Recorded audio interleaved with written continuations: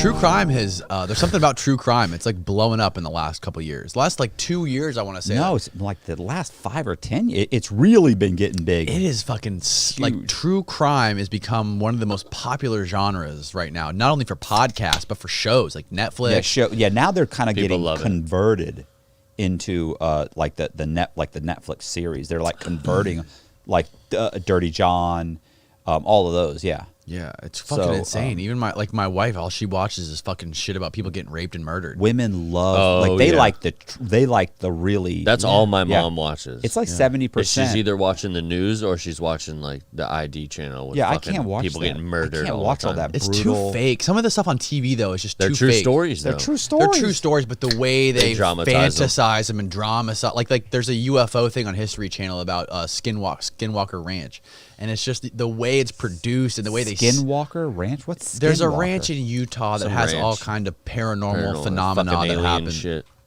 All kind of paranormal phenomena that happens with like crazy magnets and fucking up iPhones. It's water. It's water. It's Liquid weird death. drinking water out of a can. It is. Right? I mean, I don't drink beer anyway, but even when I look at it, it hold it up. should be. Hold it up That's and what it's smile. meant to. Do a promo for Liquid Death. They sponsor the podcast. What? Who is it? It's Liquid Death. Liquid Death. It's a water company. What do you think about their water? It tastes good. Does it taste like death? Better than the tap. No. Their slogan is "Murder your thirst." Murder your thirst. Look at that. They sent me a fucking giant stack of Cases water of and sparkling water. Nice. It's good. It is good. I don't know what the sparkling water's like, but this is good. Yeah, it's good. It's great. It's great. It's drinking water from the Alps. Yeah. It's like drinking water. Mountain from water. A beer can that's Death. been washed out really good.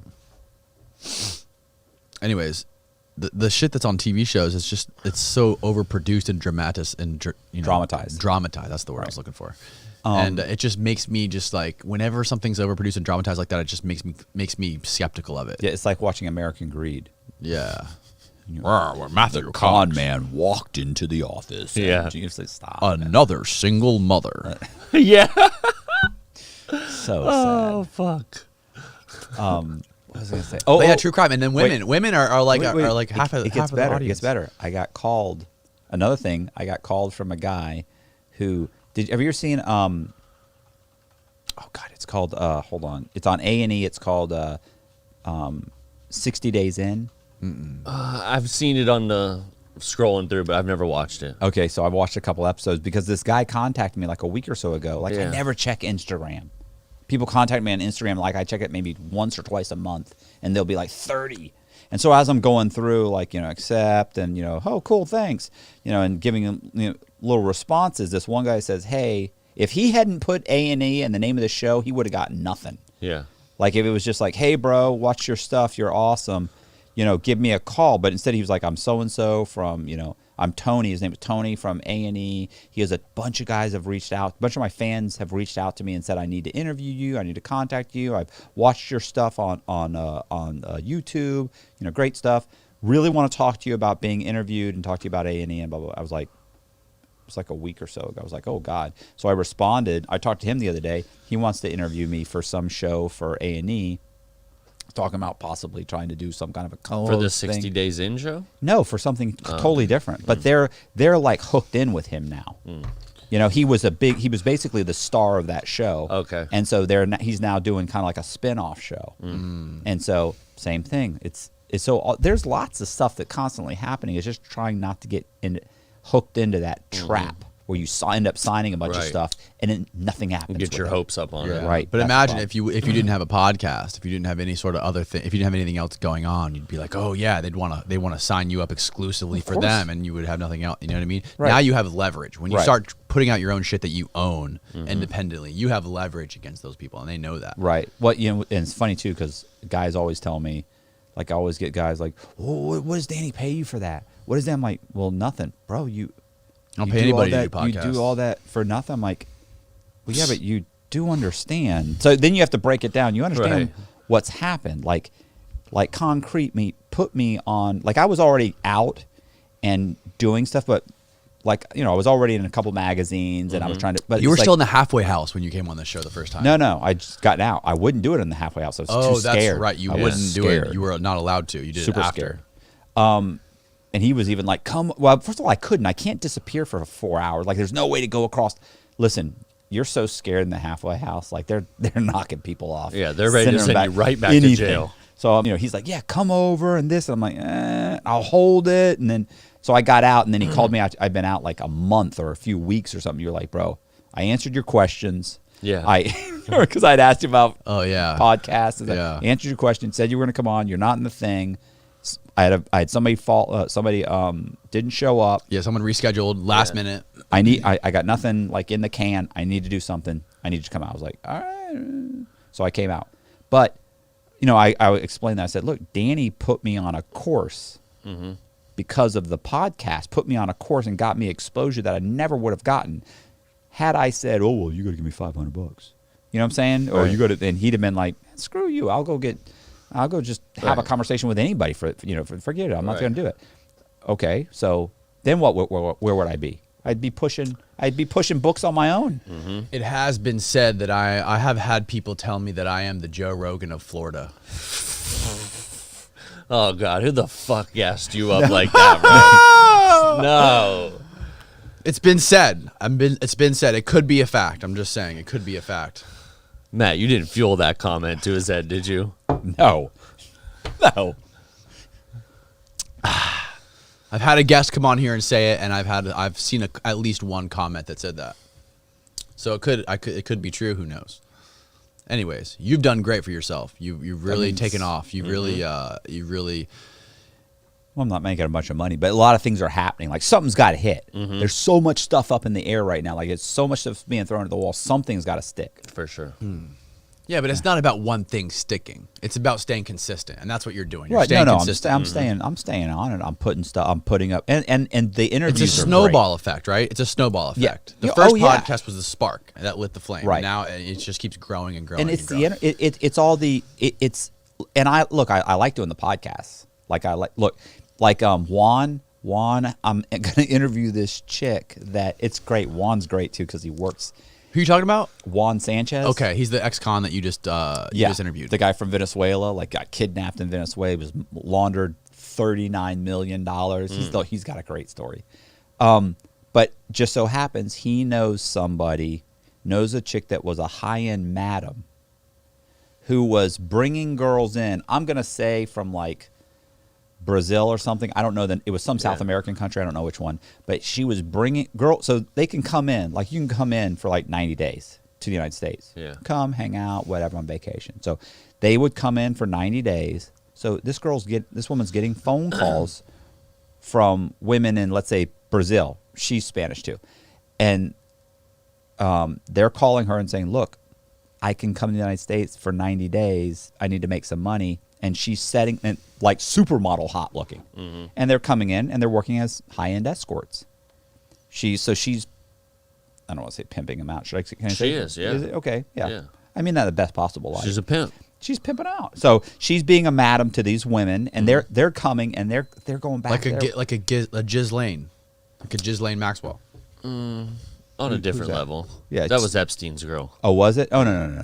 Who was procuring the but these are adult women. These are 25 they're not kids. Oh, no. It's not like sex trafficking. Well, it is sex trafficking, isn't it? Kind of. Anyway, look. So this chick comes in. So these girls are coming in for 90 days, and then they're going back to Venezuela or Colombia or Brazil with $50,000. $50,000 is going back there going back there with $400,000. Right. It's a huge amount of money. You can buy a condo and still have years worth of income left. So they're going back there and so then those girls go back there. They tell this person, this girl. Next thing you know, she's just running them left and right. And he sent me her indictment. I read her indictment. I read her stipulation of facts. I'm like, counts with 400,000, accounts with 100,000, 200,000. This girl got paid 80,000. This girl got 60,000. This girl got. I mean, these chicks are coming in and they're just lining them up. I was like, this chick's probably got a pretty good story. This is a pretty interesting story. Mm-hmm. She did this for years. So she's coming in. I'm going to do her on my podcast on Wednesday. Next Wednesday. Juan's going to come back. Juan's going to do Concrete, which will be better than mine because... And you're going to be here too? Oh, yeah. I mean, I'll be... whatever you guys decide. Yeah. He's... You'll be able to do a better podcast. I just sat there and thought he was just going to tell his story. I didn't interview him, really. Does that make sense? Because I'd heard him say his story so many times, I thought he was going to just roll it on out. Yeah. But he's like, I haven't told anybody that story in like. When did he tell you that years story? and In years, prison? In prison 7 or 8 years ago. Right. Okay. So he went. To keep in mind, he left. He went to an ICE facility. So he had a whole thing after we met. So he hasn't been telling that story. So he was like, yeah. So here's what I did. So he threw out some stuff, and I was like, whoa. I kept having to go, whoa. What about this? And he was like, oh yeah, I forgot about. Yeah. So what happened? And then he'd tell that story, and I go, whoa. What about the story about how you got the money to pay for your attorney? That is a good story. Yeah, that's good. Let me tell that. And it's like, it wasn't as good.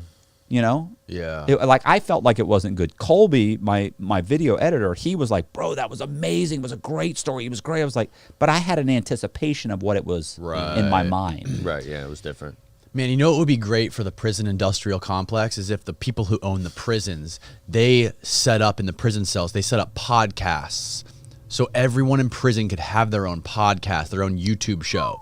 And the prisons could make so much fucking money by pimping out these prisoners to have a true crime podcast. That's not Imagine it. Imagine how much money they could not have. selling it. Fucking arrest them all.